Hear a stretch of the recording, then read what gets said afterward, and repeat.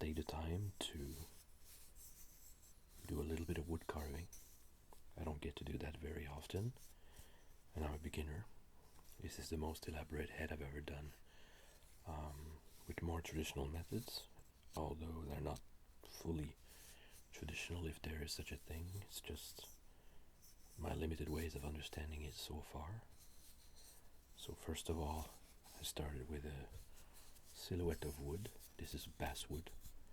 This is a different silhouette, but it's the same principle. I drew my face on the wood from a sketch I had done on paper first. It certainly simplifies things. I discovered after the fact that I should have left some extra wood beyond the silhouette, especially where the lips and chin are concerned, but also where the nose is. So I learned this the hard way with this model. I had to do a bit of sacrificing as I was carving. Another thing you can do is, and I did this silhouette by using a bandsaw with a special blade that is meant for sawing wood faster. It's a lot coarser in terms of cut. You have to sand it after, but it's perfect for this sort of job. So what you can do as well is cut the bias, the extra wood, in a diagonal by also drawing the front, keeping the piece of wood, taping it back into the block after it's been released. But I haven't mastered that yet, so I've been simplifying by just doing the profile and removing a lot of wood by hand. That's too tiresome, so eventually I'll just eyeball the cut with the bandsaw. I'll remove as much as I can, but not too close to the final size. So this is going to be a cute little girl, animal girl. She's going to be some kind of hybrid between a rabbit and a cute little girl with a big nose. So if you're curious, I have a sketch here.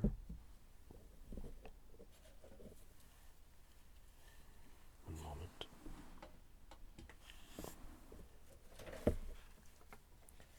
This is a little girl I'm starting to carve. She's from my sketchbook, and I have decided to try to sculpt her at least a head. And the ears will be done with probably needle felting on top of a piece of felt. You can needle felt on top of felt or any kind of wool. So this is where I'm at right now. Piece of basswood. It's roughed out mostly. I'm refining the shapes. I'm making her slimmer, and the nose will be a bit finer as well. And I'll refine the smile, everything. The tools I use for this project are gouges. This is the brand. It's called Swiss Made. And they're pretty good compared to anything else I used before. They also cost me a bundle, but I never regretted the purchase because they help me sculpt for longer without tiring my hands, my wrists, my arms. I have a set of 6. I can show you my little container. It's an antique box, which I modified without modifying the box itself. I added pieces of wood inside without screwing them in. They're just locked in place by pressure. I created this piece of wood here that holds all the tools when I use them. And the rest of the time when I want to store them away, they flatten inside the box. So I have 6 tools, all gouges, most of them round, some of them more triangular. I also have flex cut whittling knives. They are fantastic. I highly recommend them because they're very comfortable in the hand, and they even change the shape and the size for the size of the blade. The 2 that I have are the only 2 that I tried, and it just so happens that they are the best comfort I've ever had for when I'm whittling wood. So holding a piece of wood and going like this, kind of like peeling a potato, or pushing against the wood. One hand holds the wood, the other one pushes the knife. Sometimes 2 hands push the knife while one of them holds the wood. So these are great for eliminating fatigue when I'm carving.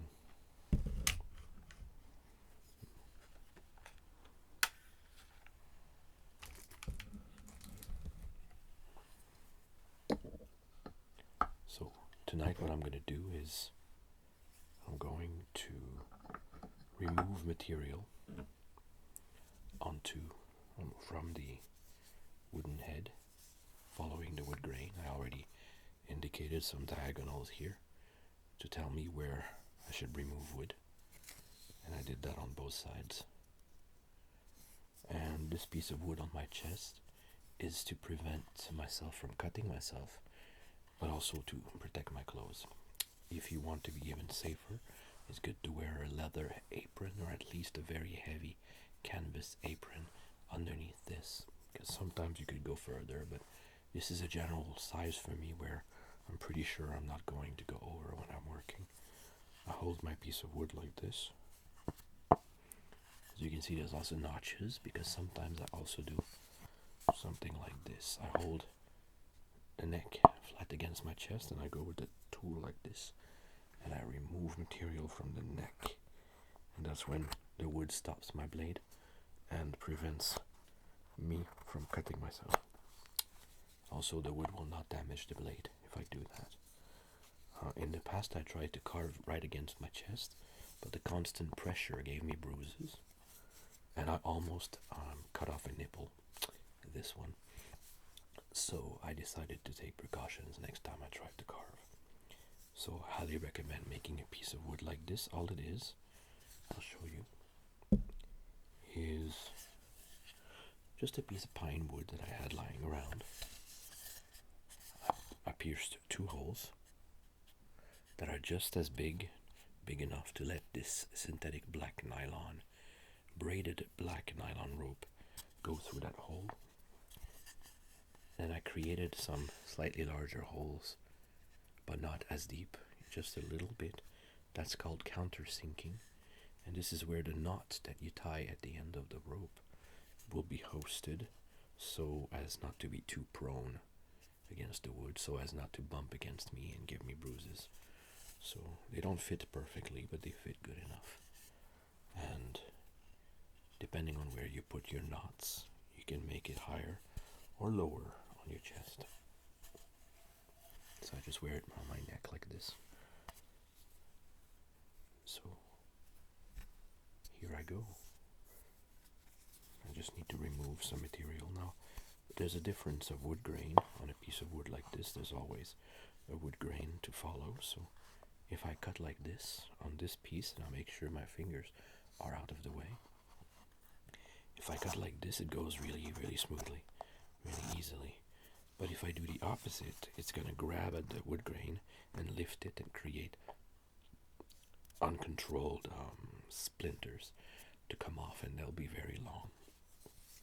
So you want to avoid that. Whenever you feel a little bit of resistance, think about your wood grain. I love the sound of this. Now I could use a knife to remove all this wood much faster, but in this case I'm trying to keep that texture of the gouge marks. I think it looks good. So for the entirety of this project, mostly I'm using the gouges to keep that, what I call the jeweled texture. Those little facets, concave little tool marks that I love. Again, it's better to try, and I've learned that the hard way. It's better to cut 100 tiny pieces as opposed to 25 huge ones. Because if you try to cut a big piece of wood at a time, you're going to lose control, you can hurt yourself, you can remove too much material.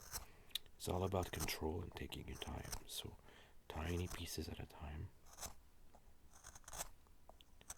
will allow you to keep control.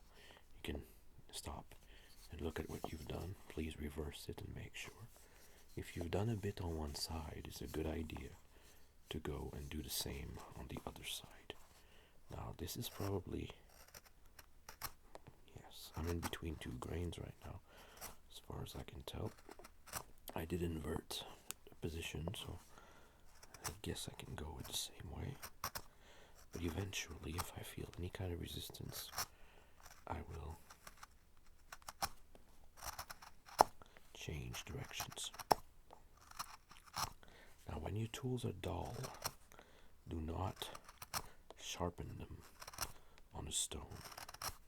That's a mistake I used to make, and I never mastered sharpening with a stone.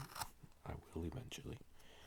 But since I've understood the difference between sharpening and honing, I barely ever sharpen anything. I just hone them. Now, honing is when you restore the razor blade sharpness of your tool. If your tool is not damaged, if there are no notches in the blade, what you can do is use what they call a strop. A strop is a piece of something that will abrade microscopically the little line on your blade. That is what gets into the grain of the wood and shaves things off. This is a piece of wood that has a piece of leather with the rough side out.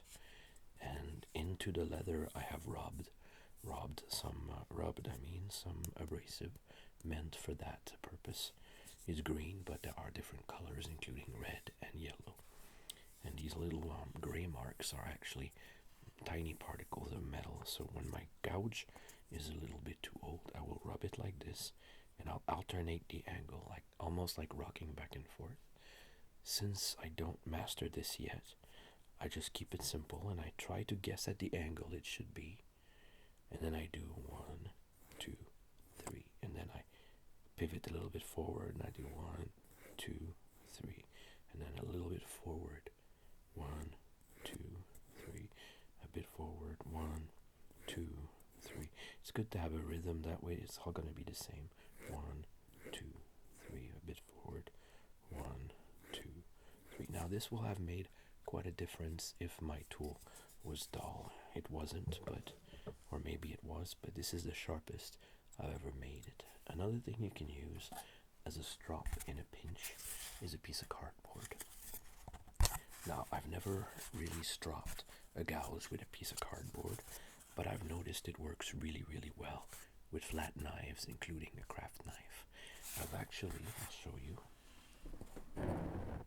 I've actually resharpened blades on the Olfa LB. Olfa LB is my favorite craft knife for multi-purposes. So these are the snap-off blades, of course, and they get dull pretty fast when you carve things like foam or wood. So what you can do is you can use your cardboard, and the blade is almost flat on the cardboard, but you lift it a tiny bit, like at 2 millimeters in this case, because it's a very, very fine blade. And you just lift it a tiny bit, and then you just rub it. Try to put some pressure equally on the blade, and then you rub it. Eventually you'll see some grayness happening on the cardboard. This actually restores the sharpness of even those blades. So I've tested the cardboard strop with these knives. I've tested it with the tiny, tiny knives. They work really, really well, surprisingly well. I saw a video about this, and they mentioned that the cardboard contains a little bit of clay, so that might explain the abrasive power of it. You can actually strop with a piece of MDF if it's smooth. Some people use cork board. Stones, of course. You can use a ceramic cup, the bottom part if you want some roughness, or the glazed part if you want some just a finishing. But these little knives can also be stropped. Now, I'm not an expert, but this is what I understood recently. And it makes a big difference in how much I can carve and how detailed I can go, because the tools are now sharp. Excuse me. So, I'm going to get back to work now. Get back to my tool and remove that extra wood.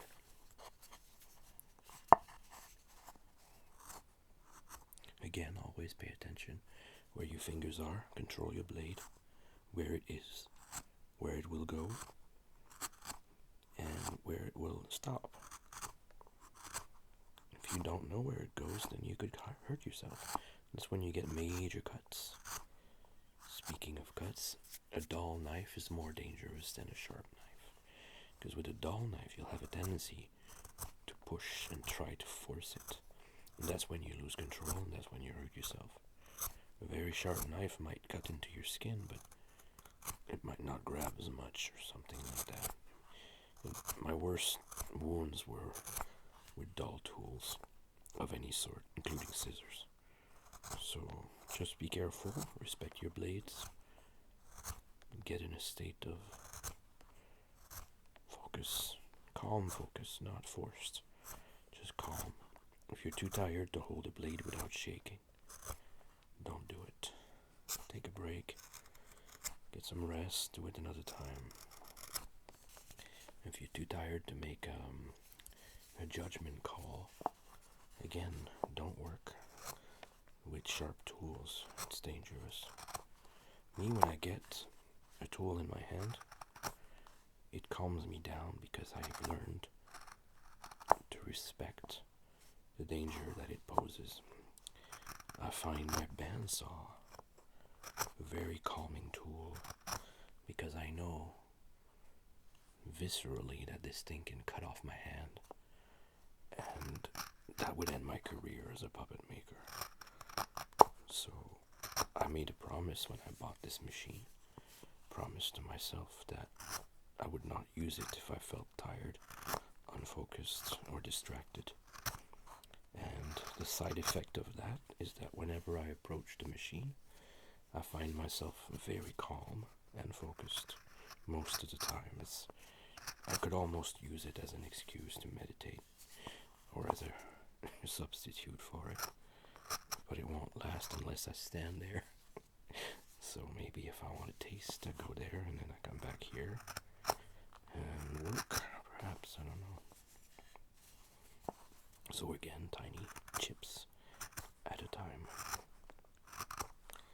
Now, in the past I used to carve wood with craft knives like the one I showed you earlier, but that was dangerous and damaging for the knife. The place that guards the blade, on top of the blade, gets used up pretty quickly, and in a matter of months you have to replace your blade, your holder.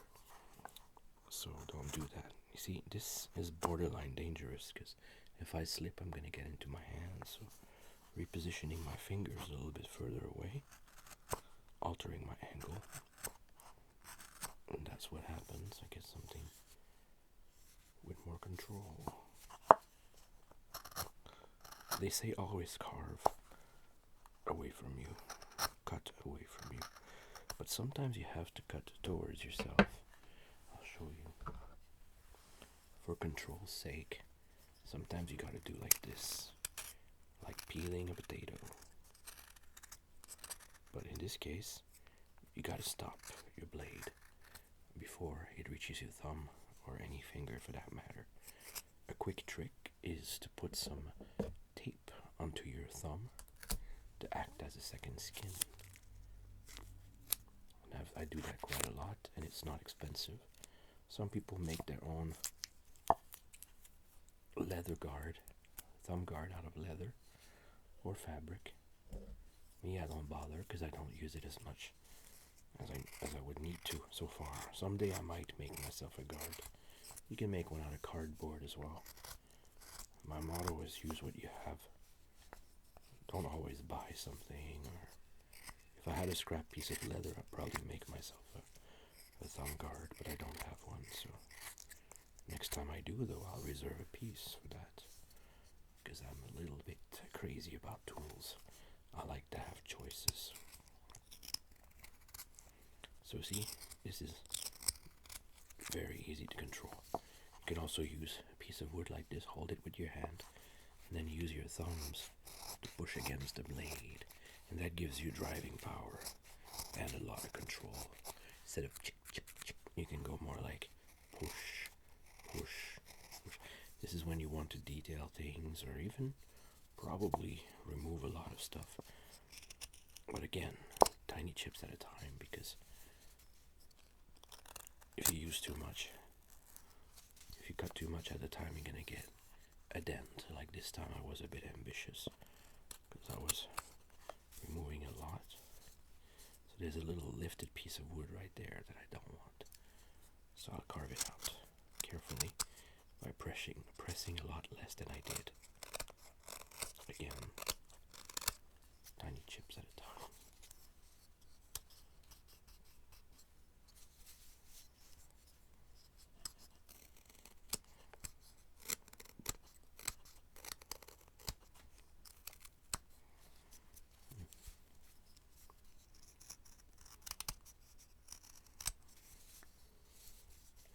I love the sound of this. It's always been relaxing to me. I guess it's the nostalgia of being on the porch, if you have a porch. I used to have a porch as a kid. My parents had a porch. You know, summertime, take a piece of wood and carve out the bark, try to do something with it, not really caring what the result will be. Or maybe you care, but the end result is usually good enough. I remember I once made a false werewolf claw out of a piece of branch. I was quite proud of it. I made it with a very cheap pocket knife, very dull. Didn't know how to sharpen it. I just learned how to sharpen recently, and I'm not very good at it. But when it comes to honing, I'm good enough for allowing me to continue carving at night without having to use an electrically powered buffing wheel, which I also have. In the daytime, I can buff all my tools in a matter of minutes, maybe 3 minutes, less, probably less. At night, if I really insist on using the buffing wheel, I just put it on my drill. I have an electrical drill, and it holds it well. I just have to hold it steady on my lap and buff each tool for like a few seconds. I'm going to be good to go for another 45 minutes.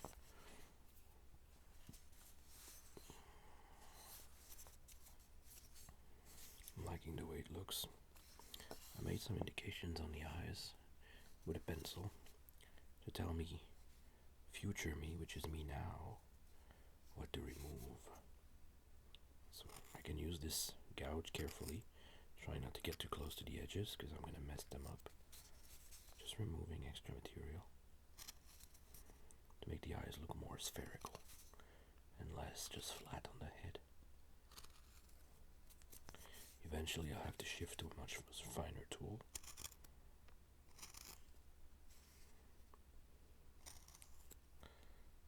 This is my favorite movement and sound from gouges.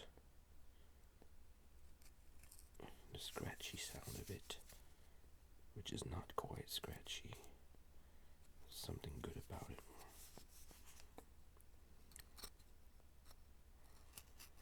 Now don't take this as an example of what to do. I'm improvising and discovering what each tool can do. I haven't followed a master in this. I do watch videos, but I can't watch them every day, so whenever I watch some, I learn something new. I just made a notch that I didn't want. Be careful when you do this.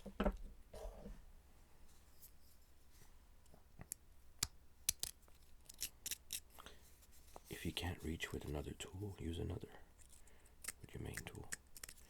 You can actually use a blade on the side of it, drag away from the grain, or in the direction of the grain, I should say, not against it. You can scratch until it gets smooth. It's like sandpaper. Some people who make furniture the old-fashioned way have scrapers just for that. They actually make the wood very polished. I think some of them are called draw knives, but you might want to look that up. I don't have a draw knife.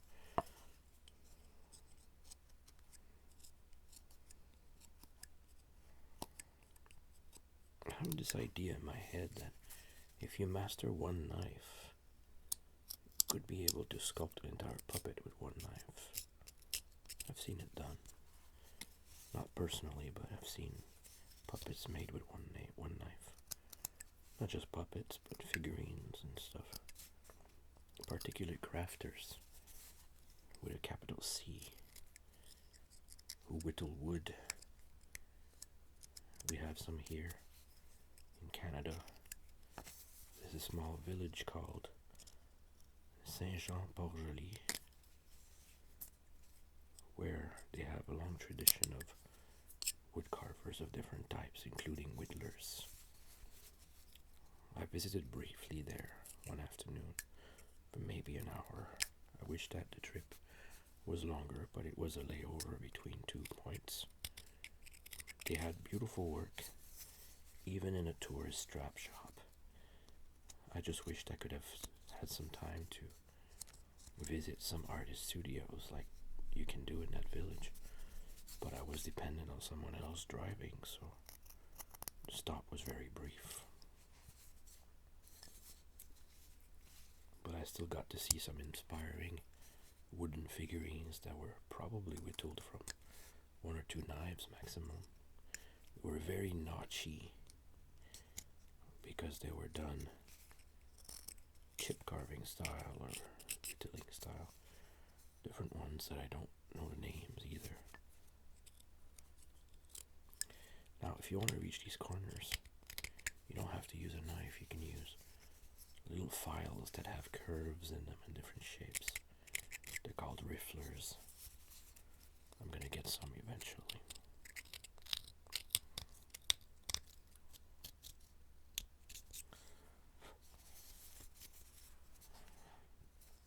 I could have carved this entire puppet head with a power tool, but strangely enough, I don't really like power carving as much as hand carving. I'm sure I could do better detail and smoother results, especially where 2 shapes are meeting, like right now. I'm making notches to redefine the nose, the nostrils, and those 2 areas are meeting, and I'm creating notches on both sides. Eventually I'll go with some sandpaper and files and smooth them down, but the temptation is big to use a diamond engraving bit on my foredom. The foredom is a brand of rotary tool that is industrial. A Dremel is another rotary tool that most people have heard about if they're into crafting and arts and things like that. I used to have a Dremel. I still have it, but it's damaged beyond use. It lasted me about 10 years. Didn't use it that much. It overheated a lot. But with a foredom, you can carve a long time before it overheats, and it will go through a lot of material. The 2 setbacks are it produces a lot of dust, so you gotta wear a mask. And it does a lot of noise. I like the peace and quiet of this approach much more than the large, loud noises of power carving. Although I will power carve when I need to. With this head, I wanted to see where I could go, how far I could go with just hand tools, with the exception of cutting the first silhouette, of course, on the bandsaw. Now, I'm not sure if this is gonna end up being a puppet or a doll. That's against the grain.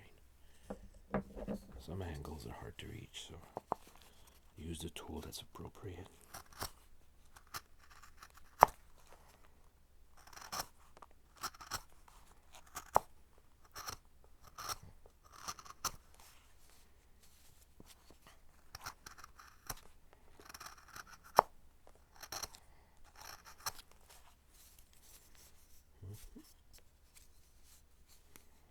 I like this a lot.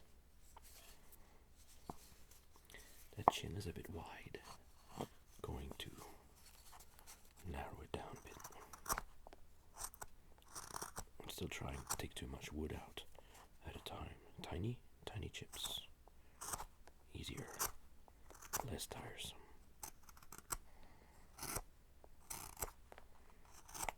Also, I should release my grip on a piece of wood. I don't need to hold it so hard.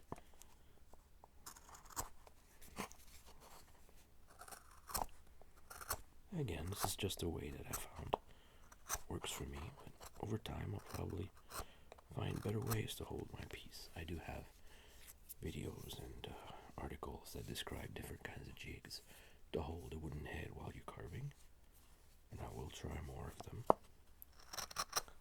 But there is a certain charm in just holding it against you and controlling it like this. Now my knuckle keeps knocking against the head, so another area here that could be covered with masking tape to help prevent blisters or scratches.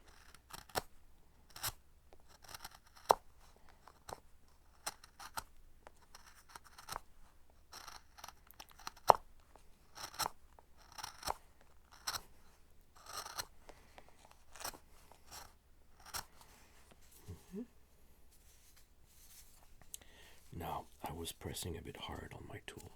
Some of these notches are quite deep.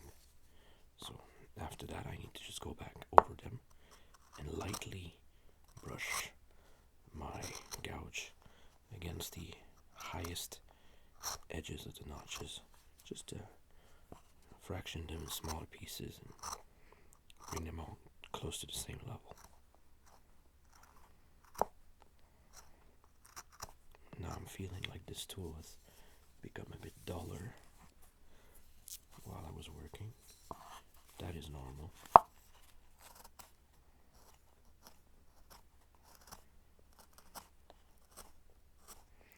But it's still usable for what I'm doing.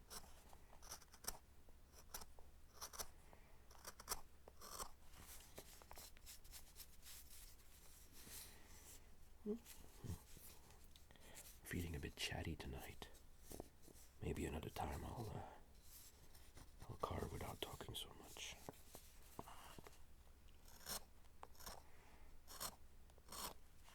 Sometimes I need a break from my voice. She's a little bit more narrow now, slimmer. I like cheeky characters, but the original sketch suggested that she was a bit slimmer than my average sculpture. And the exercise here is to see if I can do it and how much of it I can get without having to change the character. Every step brings me closer to an understanding of what I can do with these tools. This is approximately my 5th work session on this head. 2 of them were pretty short. I don't really calculate the hours because this is a hobby for me until I understand it better, at which point I will be able to offer wood carving as a service for my puppets. I almost chopped off a big chunk of that nose. Thankfully, I needed to make it thinner anyways. So, focus. Always know where your tool is going to stop. Give a little flick of your wrist upward so that the tool will go up instead of forward. Once your chip is off, you don't need your blade to be down there anymore.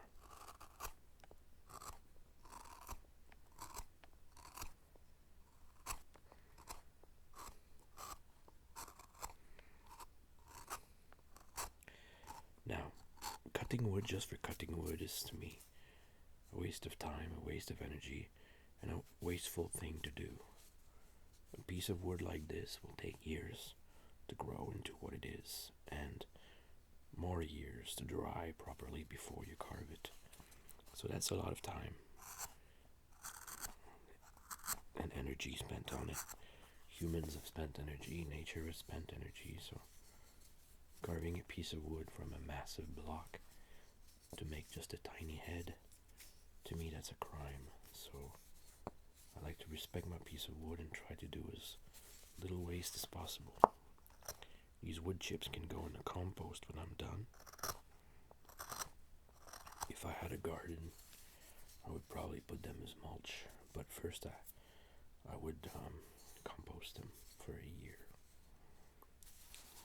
Wood chip gardening is something I find fascinating. It seems to add a lot of benefits to the plants.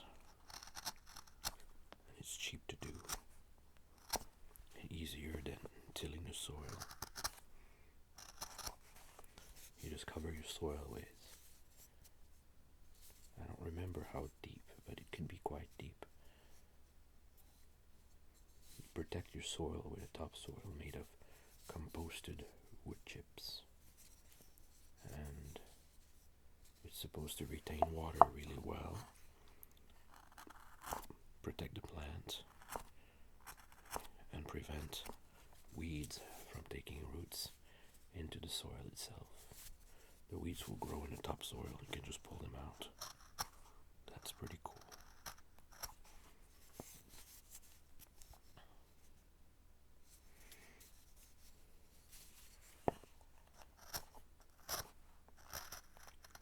So, those of you who might want to see my work, something more finished, you can see it on my website under my artist name, which is Creaturist. CREATURISTE. That's my business as a puppet maker, mask maker, prop maker, illustrator, and teacher. Now, I would not teach this because I'm not comfortable enough with it yet. I mean, I would not charge someone to learn from me wood carving because I don't know it enough. But for something I mastered, I'm always glad to share. So if you're interested, you can contact me on my website.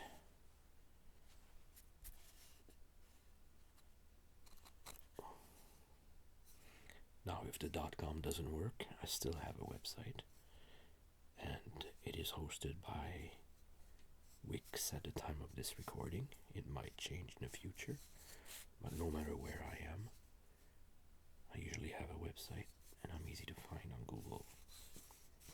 Just type Creaturist and find it easily. Now, I try to look at it from different angles to make sure she's symmetrical. There's a lot more material here than there is here. So I need to go back and chip some off carefully. Carefully because it's subtle. The difference is very subtle.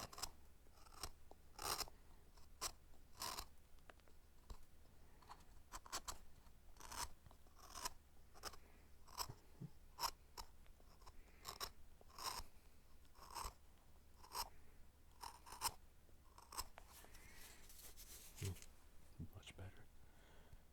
There's more flesh here than there is here.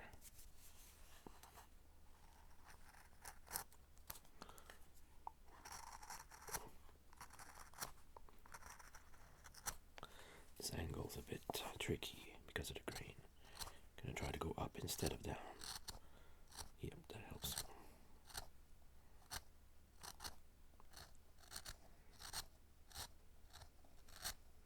If you start noticing a lot of rough textures, you might be going against the grain. Or your tool might be dull, or both.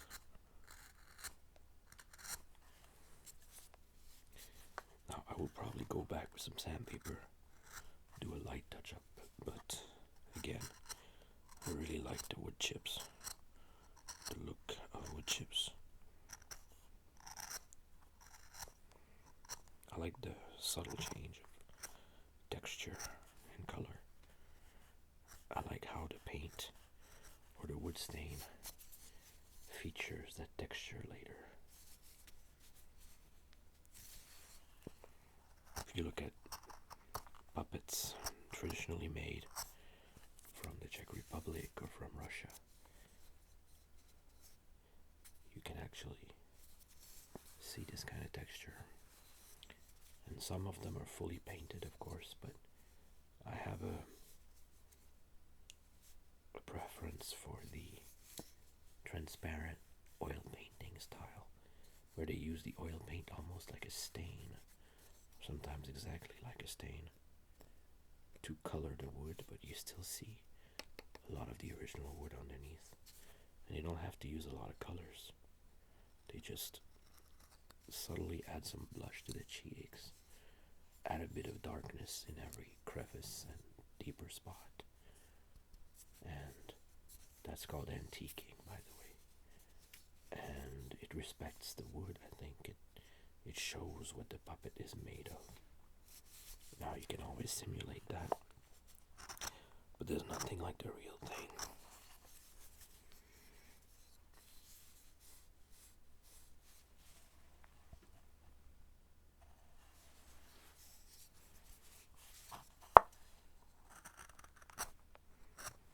I'll try to make my transitions more subtle. Oh, careful. It was against the grain.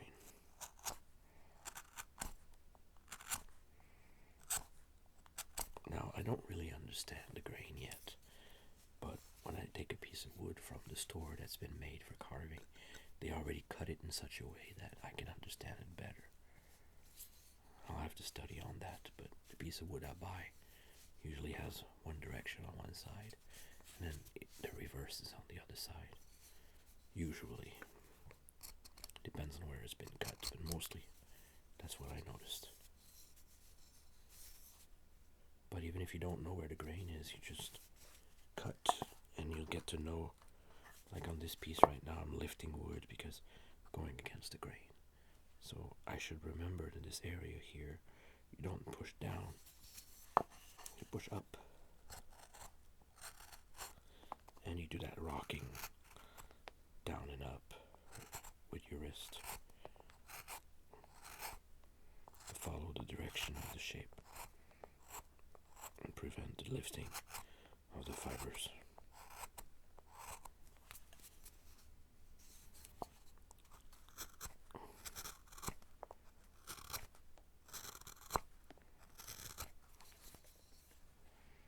Nice. I made a little progress on this head. Now I tell myself that I'll spend a bit of maybe half an hour, maybe an hour on this, but I end up wasting hours on it. It's not a waste, of course, because I learn, but the practical side of me says you should sleep, you have work to do, paid work. But this brings me such joy that even if it takes me 3 days to catch up on sleep and get back to a proper schedule, then it was worth it. I'm learning, I get into a second state of mind, and I just keep working, and when I look at the results I go, that was a good day.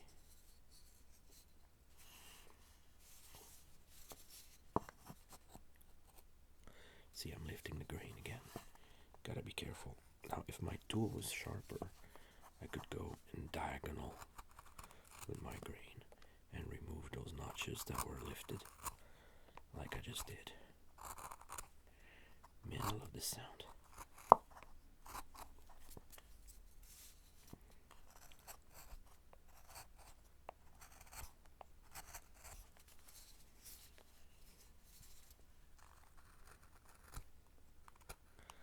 Now you want to cut cross grain, you have to have a sharp tool. This one is getting dull, so what I'll do is I'll sharpen my gouge again with this strop. In a pinch you could use the reverse of your belt, but it wouldn't have abrasive on it. I would not recommend it, because then you'll stain your pants.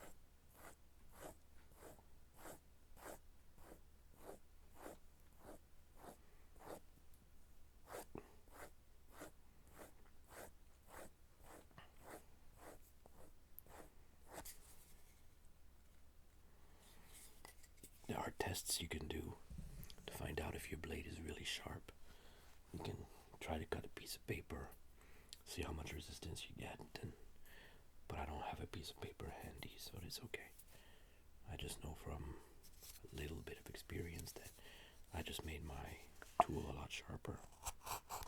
And now I've demonstrated that it is.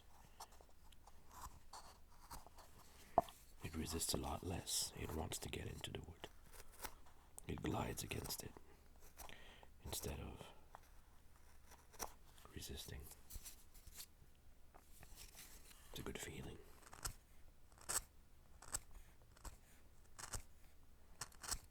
This is the wrong direction.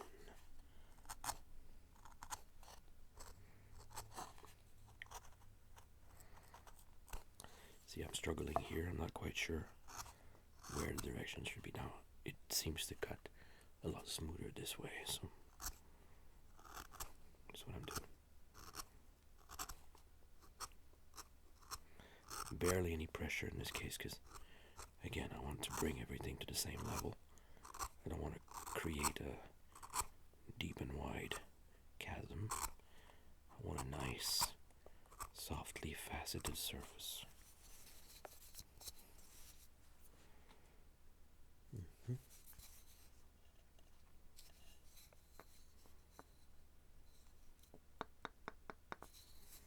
That's also a sound I like.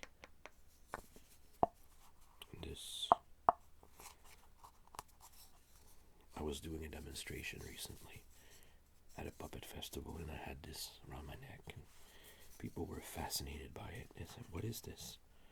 And I would answer impishly, "This is my bling, can't you tell?"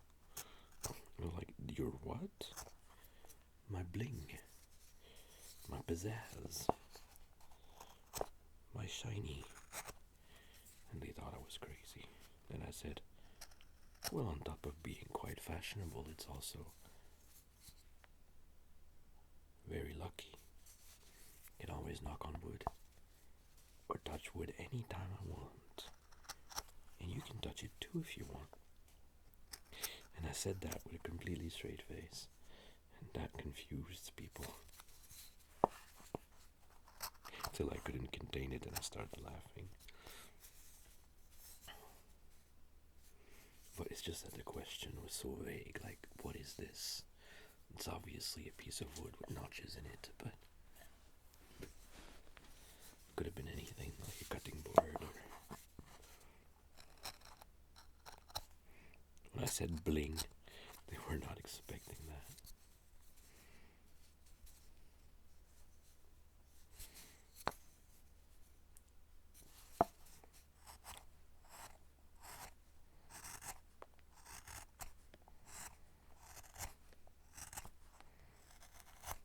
Whoa.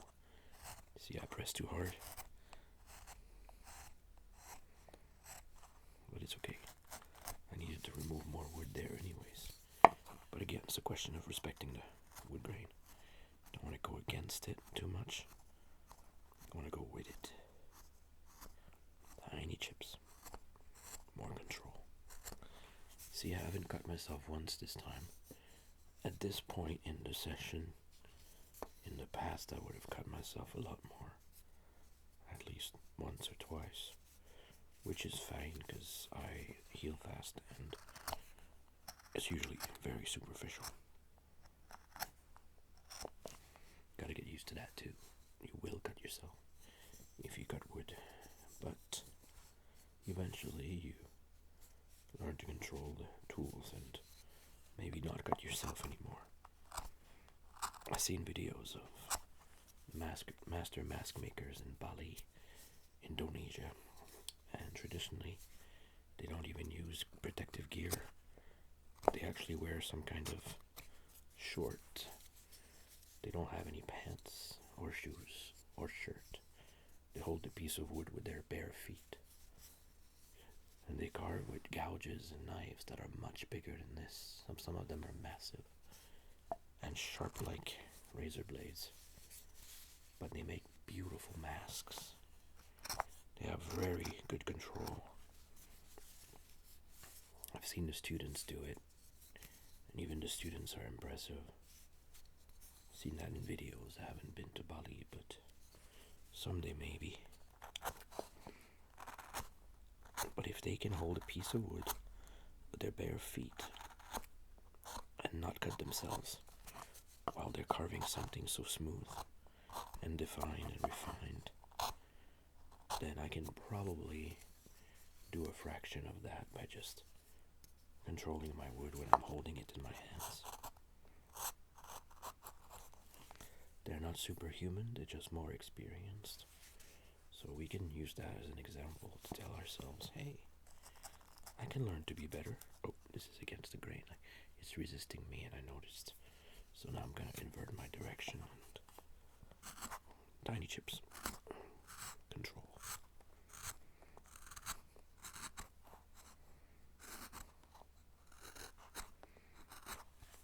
Always refer to your other side to see if you remove the right amount. And look at the horizon of your shape. Keep your eye on it and rotate. Find out if there's more on this side or this side. And this side has more. If this was clay, I could add and remove. Since this is wood, it's a bit more difficult to add.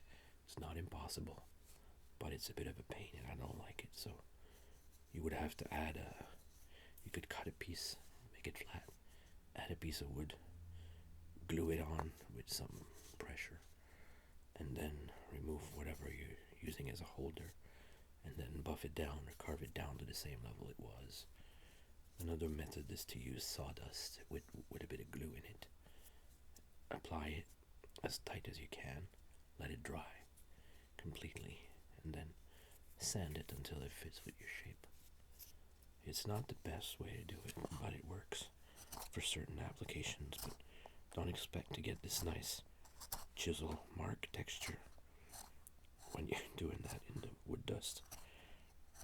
So it's better to just be careful when you carve. Tiny chips. Follow your wood grain.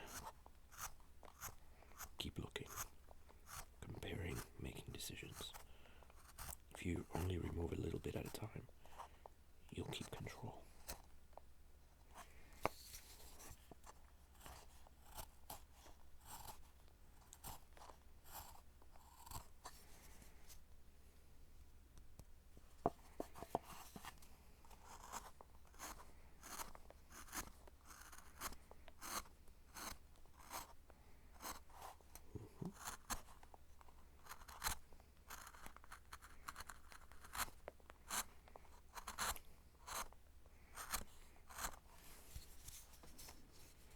Lovely, much more even now. Now, if we looked at it from this side a lot,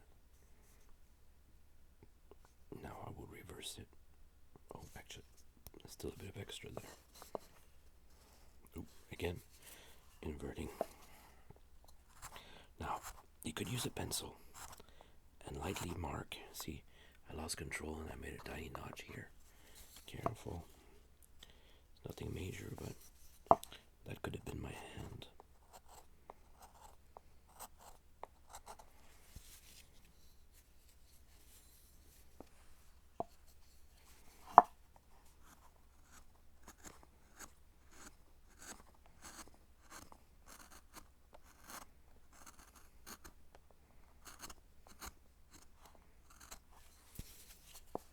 Now I'll go cross grain here. I mean, I don't know what cross grain is exactly, but it's certainly across the grain, but in which direction, I don't know. Is it always cross grain when it's not in the grain? I don't know, but it's at an angle for sure. Like right now, I'm perpendicular to the grain, I believe. I prefer going at it at a diagonal. For some reason, it works better for me. Nice. It's much better, but it still needs a bit of thinning here.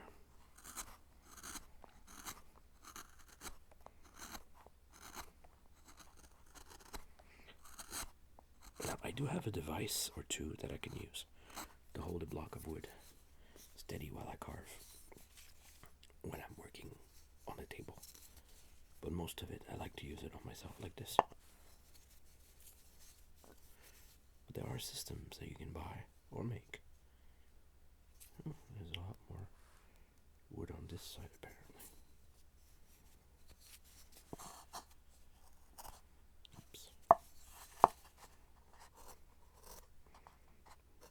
cheaps. Keep control. Okay, and this is the wrong cross grain. That's better.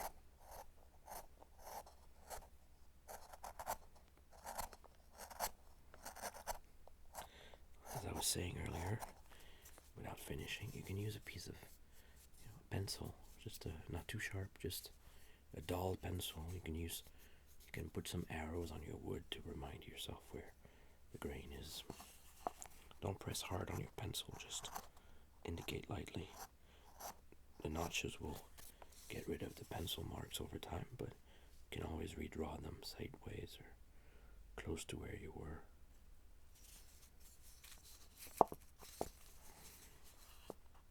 Whenever necessary, till you remember where your grain is on this piece.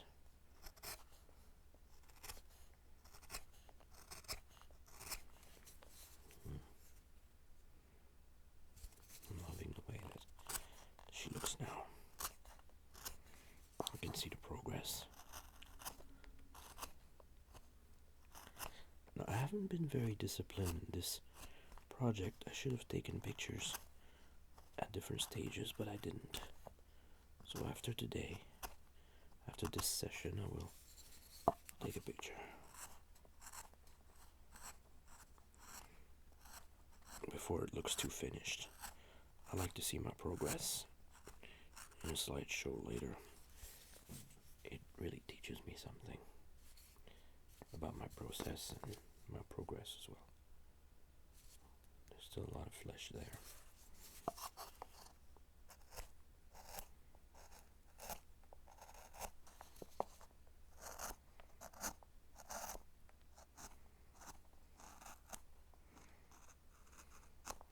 It's resisting me. Tiny chips. Invert your direction. Don't forget to lift a little bit.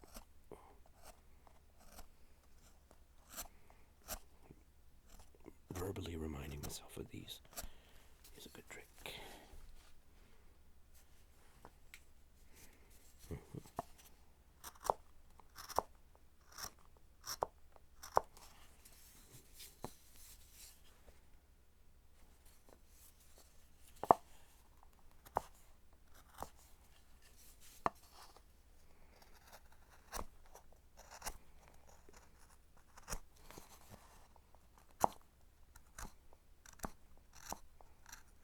I've only used one gouge tonight because that's what I needed, and it's my favorite. It's just the right size for most of my shapes, but I do have smaller ones. I have used them before on this piece.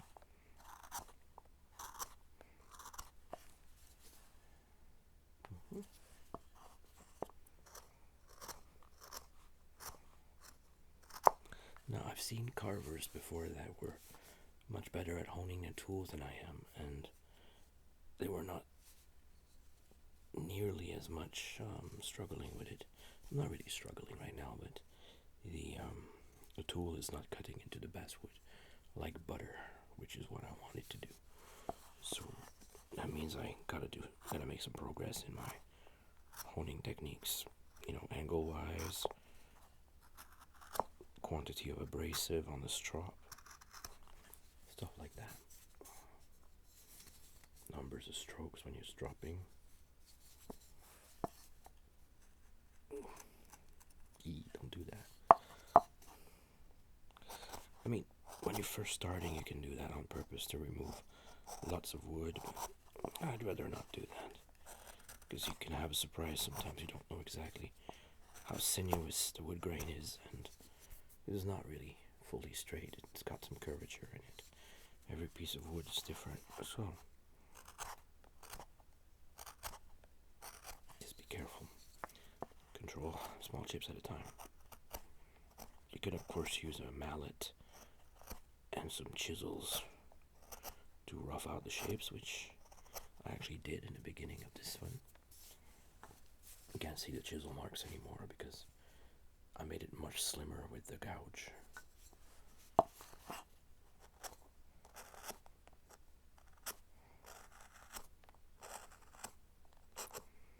I don't have a very good mallet. I have an okay one. Made it from a massive piece of maple. Took me 2 days. I didn't have the power tools for it. I destroyed my hands. It took 2 weeks to recover from it. So I love this mallet because I worked hard for it. But in the future, I'm going to get myself one that's made of probably rubber, maybe nylon, or maybe leather, or maybe brass. I don't like the sound of the brass though. When it hits the wood of the mallet, of the chisel. So I'd probably get something more like rubber or leather. The wood doesn't absorb the shock as much, so your arms get a bit more stress. So far my favorite has been nylon. The other one as good was probably lead covered in rubber, an industrial rubber.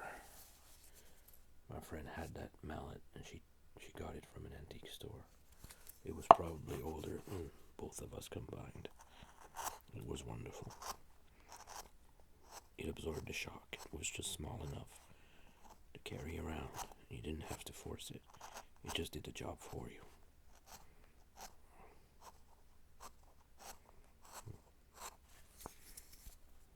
Nice. So I'm just about done for tonight. It's been a long day.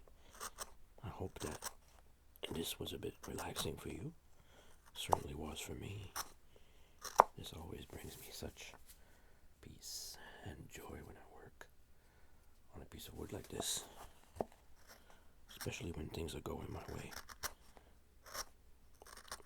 The feeling of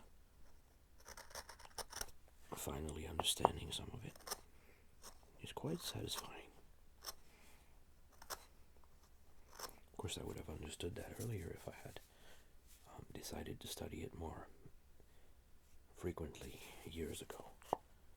But I've been busy, of course, doing jobs for other people.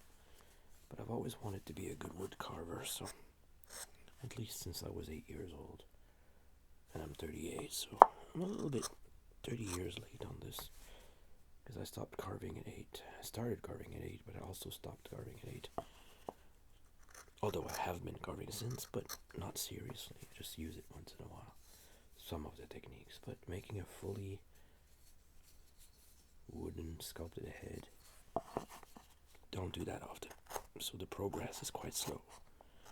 But now, with this head, I inaugurate a new era in my development, because I have a feeling that she will be nice, and my first traditional carved puppet head, not made with X-Actos or power tools, just hand tools,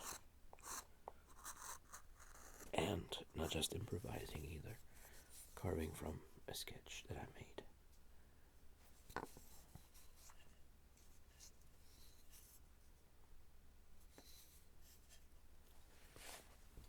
So this is Creaturist, also known as Umber Gnome, in this channel.